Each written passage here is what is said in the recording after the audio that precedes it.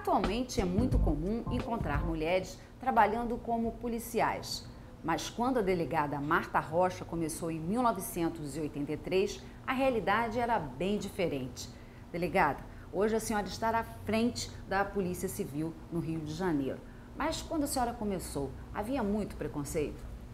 Olha, sem dúvida nenhuma, né? Primeiro você tem que olhar para 30 anos atrás, né? Eu chego na polícia exatamente há 30 anos atrás, na primeira grande leva de mulheres na Polícia Civil.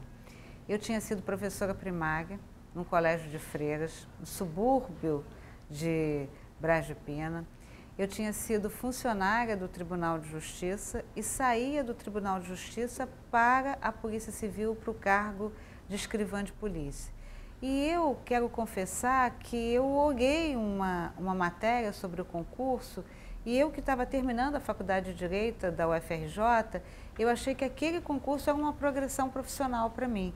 Mas eu não tinha nenhuma identidade, eu não tinha um familiar policial. A Polícia Civil chega na minha vida sem nenhum plano. E é um fato que marca muito a minha chegada. A minha primeira lotação foi na 4ª DP. Nesse momento, as delegacias de polícia tinham presos, as delegacias de polícia tinham uma ala para os presos do sexo masculino e uma ala para os presos do sexo feminino. E era interessante que eu me deparei com uma cena para mim inusitada. Não havia um banheiro na delegacia disponível para as mulheres, porque eu era a única mulher em exercício naquela delegacia. Porque eu lembro aqui que foi o grande momento da chegada das mulheres. Então eu brinco que a minha primeira luta sindical foi por um banheiro, né? Então eu tive que conversar com o delegado titular, depois com o chefe do setor de investigações, para negociar, no melhor sentido da palavra, um espaço para que fosse um banheiro. E eu providenciei aquele banheiro, né? Eu coloquei ali dentro tudo que era necessário para um banheiro. Então, só isso você mostra como era totalmente diferente esse universo, né? E com o tempo, eu acho assim que se era difícil para a gente, enquanto mulher, também não era muito fácil para eles, né? Era uma realidade diferente, né? Então, como eu fui professora, e sou professora até hoje, eu digo assim que eu comecei um processo educativo ali, né? De dizer bom dia, boa tarde, como vai, né? De olhar e fazer um comentário sobre a roupa, né? Eu já como delegada, várias vezes me dirigi às pessoas que atendia na delegacia e dizia, senhor, feche sua camisa, né? De uma maneira assim, cuidadosa, dizer a um policial que ele precisava fazer a barba antes de vir trabalhar, né? Então hoje essa realidade, que tem uma delegacia, que tem um projeto, que tem dentro da delegacia condições de trabalho, condições de acomodação, é uma realidade muito recente. Então eu acho que eu me sinto um pouco, como a gente diz aqui na polícia, um pouco cascuda, com tempo de polícia, e tendo tido a oportunidade de vivenciar essa evolução, né? Então acho que não é apenas a mulher que é chefe, é essa policial que tem 30 anos de vida dedicados à Polícia Civil. Bom, então a senhora teve primeiro dificuldade, digamos assim, o primeiro desafio foi dentro da própria instituição. Eu queria que a senhora falasse agora um pouco do desafio de ser uma delegada, quer dizer, de ir para incursões. Como é que a senhora vivenciou esses primeiros momentos? Depois de 7 anos como escrivã, eu faço um concurso público para delegado de polícia e sou aprovada em 1990. E naquela ocasião só havia uma mulher delegada de polícia, que é a doutora Marli Preston, um nome que a gente tem que reverenciar, a delegada assim que foi a primeira delegada a ser titular de uma delegacia de mulheres. E quando nós chegamos em 1990, eram apenas 17 delegados. Desses 17, 4 eram mulheres. E nós, cada uma das 4, fomos lotadas em uma delegacia da Zona Sul. E eu fui lotada na 14ª, que era uma concentradora de presos. Então havia aquela coisa assim, a parte chegava na delegacia, pedia para falar com o delegado e o policial apontava a minha sala e a pessoa entrava na minha sala, olhava para mim e falava assim, eu quero falar com o delegado. E eu falei assim, pode falar, sou eu. E tinha aquele pequeno momento, não de constrangimento da parte, né, mas a parte ficava um pouco desconectada, era difícil para ela ver a figura de uma mulher, né. Eu tive uma situação também que me recordo, que um policial militar apresentou uma ocorrência, que foi uma ocorrência com vítima, e ele disse assim, doutora, é melhor a senhora não ir não, porque o local está muito feio. Então, na verdade, eu acho assim que a gente foi novamente nesse processo educativo, né? Mostrando que a exibição da força não é a garantia da paz, mostrando que mais do que a força você tem que ter inteligência, você tem que ter estratégia, você tem que ter ações de resultado. Então, eu acho que a vinda das mulheres na Polícia Civil, ela ajudou a construir essa nova face da Polícia Civil.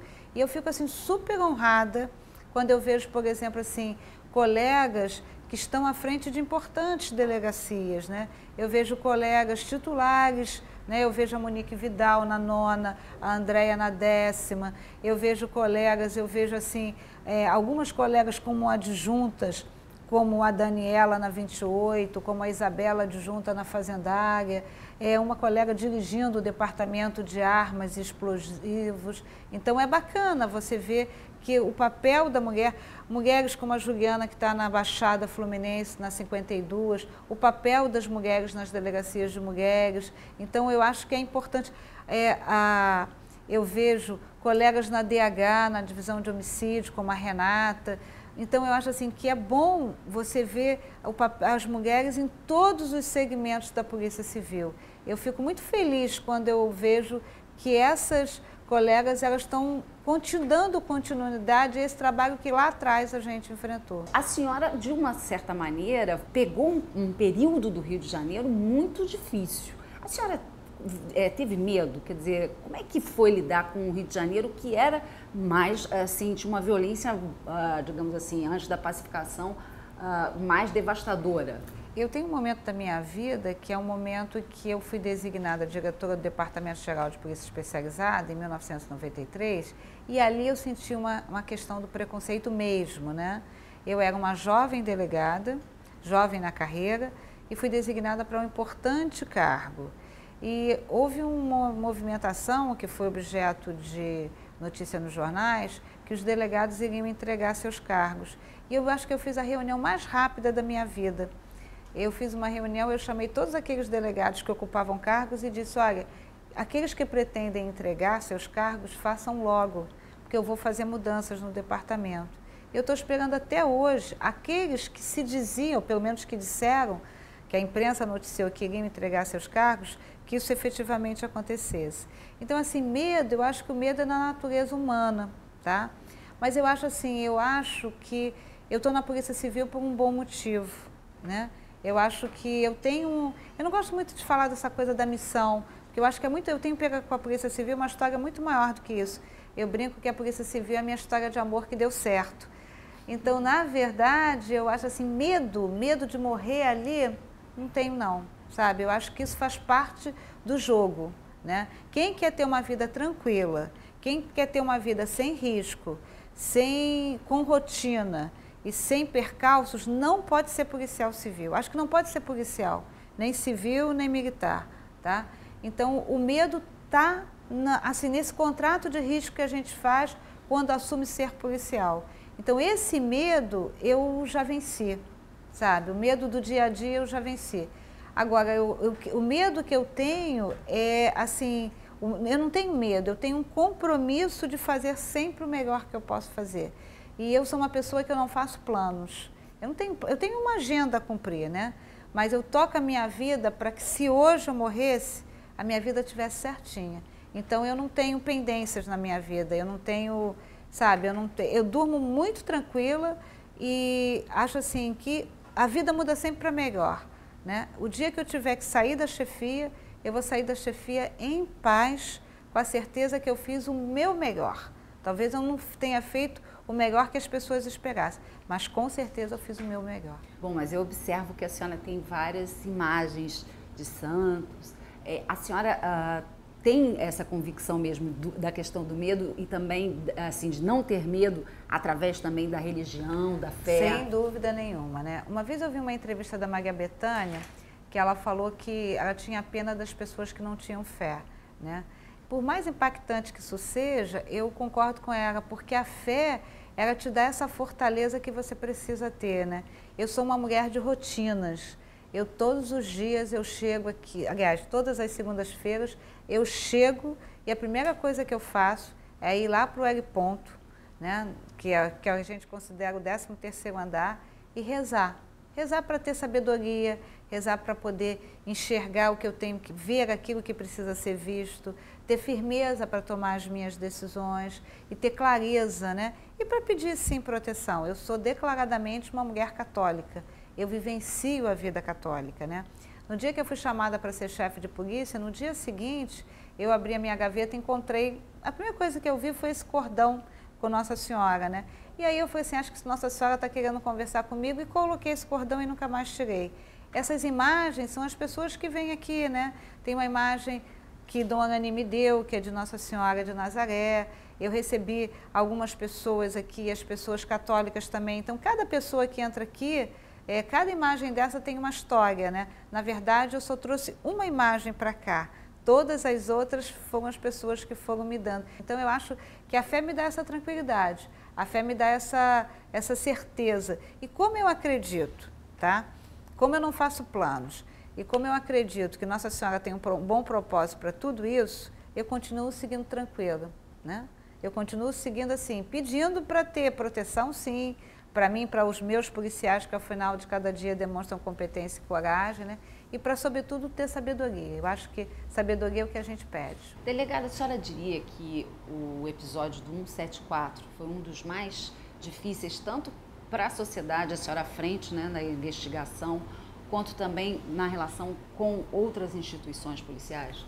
O episódio 174, ele se diferencia porque ele foi acompanhado em tempo real por importantes emissoras de TV e, por via de consequência, por toda a população, né? Eu, como delegada de polícia, eu só tenho um compromisso, que é buscar a verdade. E naquele momento, nós entendemos por indiciar a equipe dos policiais que praticaram aquela ação. Então, na verdade, se eu tivesse que fazer novamente, eu faria tudo novamente, né? Agora, eu acho que ficou muito claro que o que a gente busca é o esclarecimento do fato, né?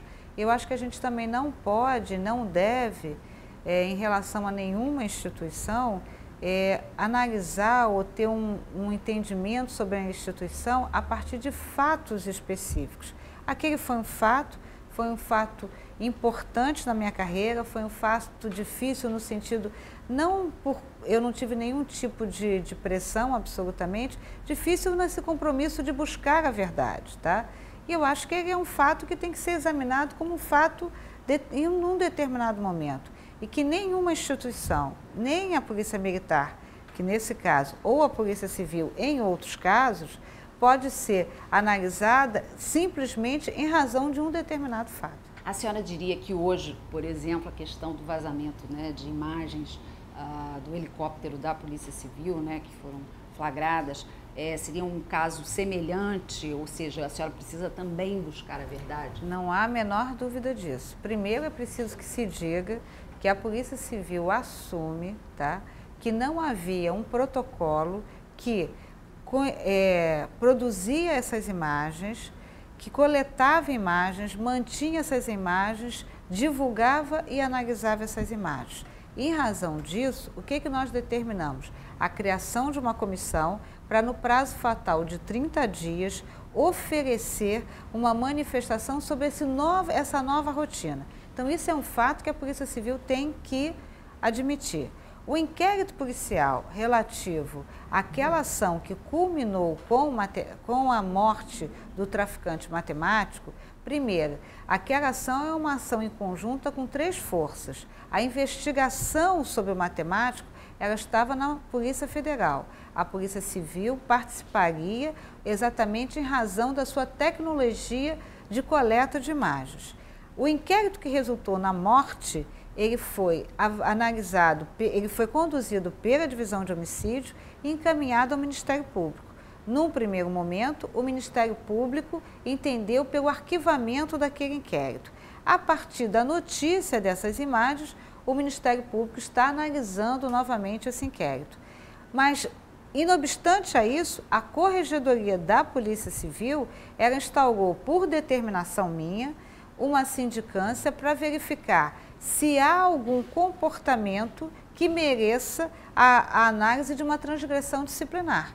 Então, eu, enquanto chefe da Polícia Civil, tenho o maior interesse, né, em buscar a verdade e conduzir isso com transparência. Então, a sociedade não tenha dúvida que no momento correto, né, em que terminem as análises dessa comissão e a decisão, a investigação da Corregedoria da Polícia Civil, a chefe da Polícia Civil será a primeira a anunciar todas as providências e anunciar o resultado dessa investigação. A senhora falou de uma resposta à sociedade. A sociedade também muitas vezes cobra um endurecimento da própria polícia. Digamos, no caso aqui no Rio, se verificou através de dados que vem aumentando o número de menores, de participação de menores em crimes, e há deputados querendo a questão de reduzir a maioridade penal ou mesmo aumentar o tempo de detenção desses menores, né? Mudaria o código, o ECA, né? Como é que a senhora analisa essas reações? Quando eu cheguei na polícia, um menino que era detido, naquele tempo a gente ainda não tinha o Estatuto da Criança e do Adolescente, ele virava para a gente e dizia assim: tia, eu estou no furto, eu não estou no 57. Ele queria dizer: olha, eu só estou no furto, eu não estou no roubo. Hoje, esses meninos, eles estão no tráfico de entorpecente. Os jornais noticiaram aí que um aumento de cerca de 30% de prisões, o termo jurídico não seria esse, seria de apreensão de adolescente infrator ou de adolescente em conflito com a lei. Então, eu acho que a questão do adolescente envolvido na prática de uma conduta tida como delituosa, ela tem que ser enfrentada. Não me agrada a redução pela redução, ou seja, reduzir de 18 para 16, essa redução por si só, eu não acho que é assim que a gente tem que tratar essa questão. Acho que a gente tem que estudar com outros países, né? Os Estados Unidos, por exemplo, ele tem uma legislação que ele permite, nos casos concretos, você julgar aquele adolescente como se maior fosse. Então, eu acho que a gente tem que parar, eu acho que a sociedade, acho que, de certa forma, o Congresso Nacional está fazendo isso, tem que parar para refletir isso. Me agrada essa ideia de você aumentar o momento da pena, né? Aí não seria pena no nome jurídico, mas vamos dizer assim, da detenção, da internação, mas eu acho que a gente tem que também trabalhar a questão preventiva, né? A prisão, ela é apenas uma vertente do enfrentamento à criminalidade. Você não pode achar que você vai vencer a criminalidade apenas segregando pessoas. Eu acho que a gente tem que ter outras ações. E, para isso, a sociedade civil também tem que participar, né? Eu acho que você tem que potencializar a escola, uma maior atenção à questão das famílias, né? Hoje eu vejo assim que as famílias entregam à escola a responsabilidade da educação, isso não pode acontecer. A questão da droga, então eu acho que tem vários componentes e essa questão da participação do adolescente na prática de delitos, ela não pode estar apenas no plano da segregação, ela tem que ter um investimento também em ações preventivas. A senhora falou sobre drogas, por exemplo, em relação à internação involuntária, como é que a senhora analisa? Eu acho que é isso mesmo, talvez alguém ache que essa é uma decisão policialesca, mas eu acho que não. Eu acho que aquela pessoa, ela não está de posse da posse real e concreta dos seus direitos, ou pelo menos da autonomia da sua vontade.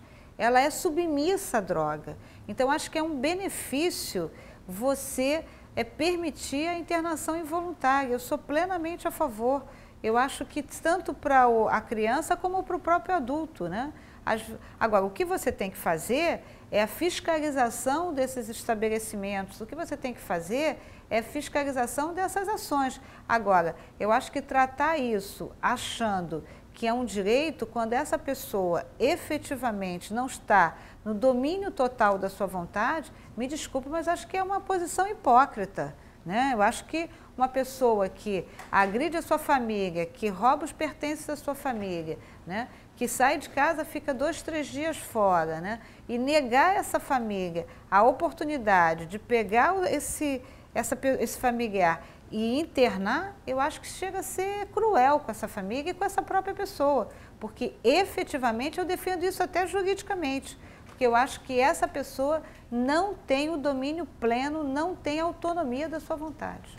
O Rio vai sediar uma série de eventos internacionais, né? E também vem, pela primeira vez, o Papa Francisco vem ao Brasil. De que maneira a Polícia Civil está se preparando para todo esse movimento que vai acontecer na cidade? Primeiro dizer para todo mundo que venham e venham logo, né? Que a cidade é linda, o povo é acolhedor e as forças de segurança estão preparadas para recebê-los, né? A Polícia Civil, ela tem uma atribuição da repressão, ou seja, da investigação. Desde quando não foi possível evitar o crime, a Polícia Civil deve entrar com o objetivo de prender o autor. Então, nós temos várias coisas acontecendo.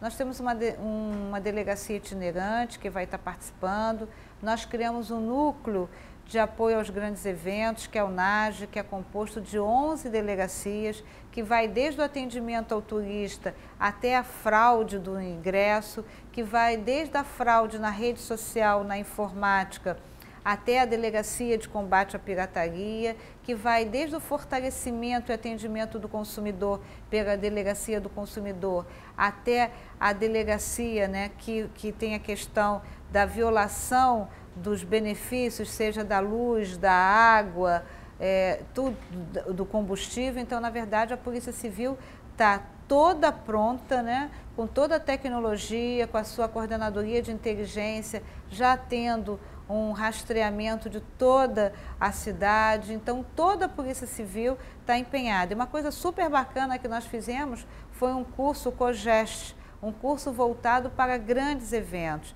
E fizemos alguns exercícios muito interessantes. Fizemos um exercício no metrô, que era a tomada de uma pessoa, de um passageiro do metrô, por um ativista que tinha uma bomba. Fizemos a tomada do estádio do Engenhão, um exercício, né, do resgate de um líder religioso. Tivemos na Infraero simulando uma situação envolvendo uma ação pontual dentro do aeroporto.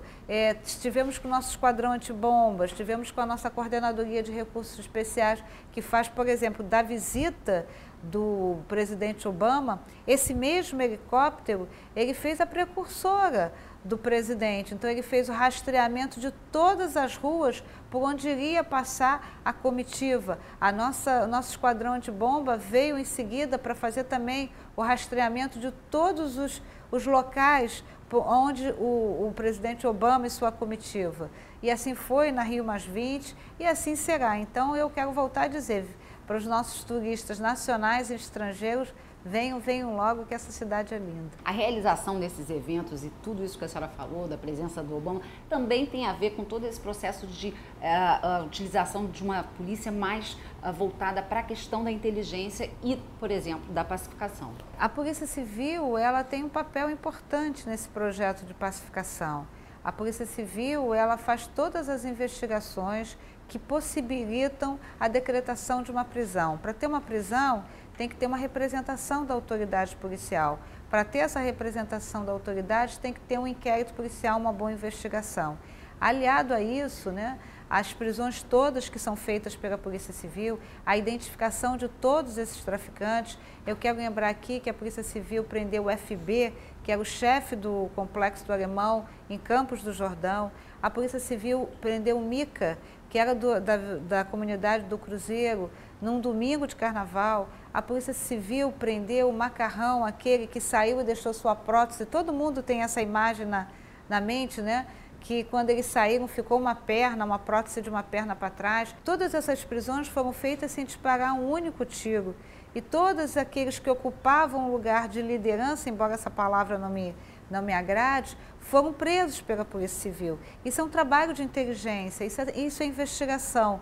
Aliado a isso, a Polícia Civil hoje, no processo de pacificação, ela tem se incumbido também da tomada do território, da manutenção do território e, posteriormente, da entrega desse território pacificado à Polícia Militar para continuar esse processo de pacificação. Foi assim no Jacarezinho, foi assim na comunidade da Barreira do Vasco. Então, eu acho que a Polícia Civil tem esse papel também o projeto de pacificação é um projeto que pertence ao povo do Estado do Rio de Janeiro. Esse é o seu tutor, né? A quem pertence é o povo, e acho que o povo, na sua sabedoria, não pode abrir mão dessa propriedade, dessa tutela. E a Polícia Civil tem muita alegria de participar desse projeto. A senhora diria, então, que quer dizer que esse projeto de pacificação, essa questão da inteligência, tudo isso também tem a ver, está relacionado com a presença da mulher dentro da instituição, humanizando mais a instituição policial? Eu acho que a mulher, de uma maneira silenciosa, tá? Ela foi modificando as instituições, né? Seja na Polícia Civil ou na Polícia Militar. A gente vê aí, né, em outros estados já, mulheres comandando o batalhão de operações especiais. A gente verifica no estado do Rio de Janeiro algumas oficiais já à frente de batalhão em importantes cargos na estrutura, da mesma forma que na Polícia Civil. E eu acho que esse processo silencioso das mulheres fez também criar uma nova polícia. E hoje eu digo sempre assim, eu não quero nem me dirigir às mulheres ou aos homens, né? Porque eu acho que isso não pode ser o clube da Luluzinha nem o clube do Bolinha, né? Mas eu acho assim que hoje não tem espaço para amador, hoje não tem espaço para achismo. Hoje tudo é pautado, tudo é técnica, tudo é mensurado, tudo é monitorado. E nunca recebi nenhum político para me pedir para esse ou aquele delegado ocupar um determinado cargo. Então essa autonomia, se as escolhas foram certas, que bom, se foram erradas, a culpa é de uma única pessoa, da chefe da Polícia Civil. Então acho que essa foi a primeira vitória. A segunda vitória foi o projeto do sistema de metas, que nos obrigou a trabalhar indicadores estratégicos. A letalidade violenta, que está envolvido aí o homicídio, o auto de resistência, o latrocínio, o roubo de rua e o roubo de veículo. Então, quando você trabalha esses indicadores estratégicos, você obrigatoriamente tem que falar, comandante tem que falar com o delegado tem que buscar passar informações para o comandante tem que adequar o seu policiamento segundo as informações passadas pelo delegado. Isso permite uma perfeita sinergia entre as instituições. Então, acho que essa foi a grande vitória.